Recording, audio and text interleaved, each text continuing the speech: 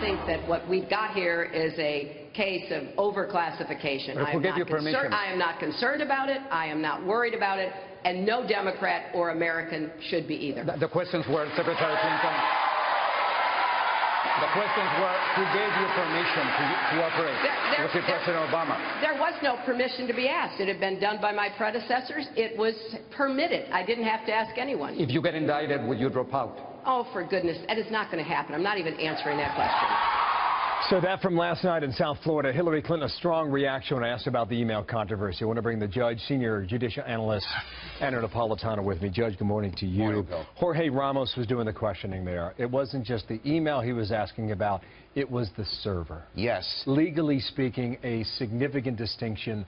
Why? Because her predecessors, and let's identify them, Colin Powell and Condoleezza Rice, did not have servers in their own home. The Secretary of State has two email streams, a regular email stream and a secret email stream. Mrs. Clinton hired at her own expense an information technologist to divert both email streams to the home server. Secretary Powell and Secretary Rice did nothing of the sort. You're really comparing apples and oranges here. So when we talk about this, are we asking the wrong question about email when we should be asking about the private server? Sometimes we are. Sometimes this is very, very complex. I suggest that Jose Ramos has an excellent understanding Ramos has an excellent understanding of what happened and asked the right question. And in one of her answers, Bill, she revealed inadvertently, I think, to the FBI, which watches her debates, a proclivity to mislead, because she said to Mr. Ramos, just as she's been saying for a year now, I neither sent nor received any email that was marked classified. Marked classified. We know, and the FBI knows, and she knows, that nothing is marked classified, and yet she continues to mislead the questioner, thereby sending, if you will, a dog whistle to the FBI. Her natural inclination is not to tell the truth.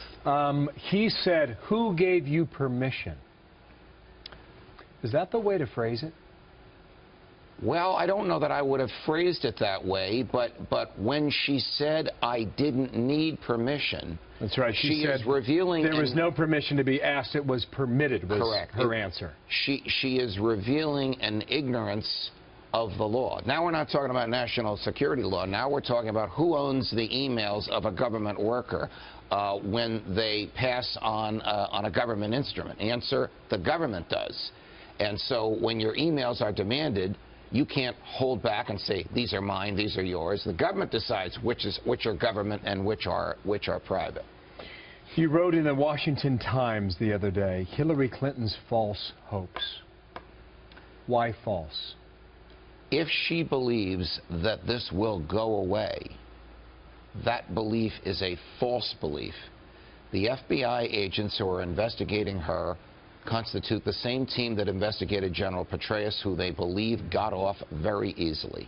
The evidence that they have amassed against her is a quantum leap more than what they had against General Petraeus. This is not going to go away, no matter how she may hope or wish that it will. That reaction last night, I mean, what did you think? It was very bad reaction. Is that what the sense was? Yes. Like, you know, 69 years is going to end in an indictment? Yeah, she should have been prepared for that type of question, and maybe she wasn't expecting it to come last night, but she's a professional. Got it. Thank you, Judge. Welcome. All right. Anna Napolitano, thanks.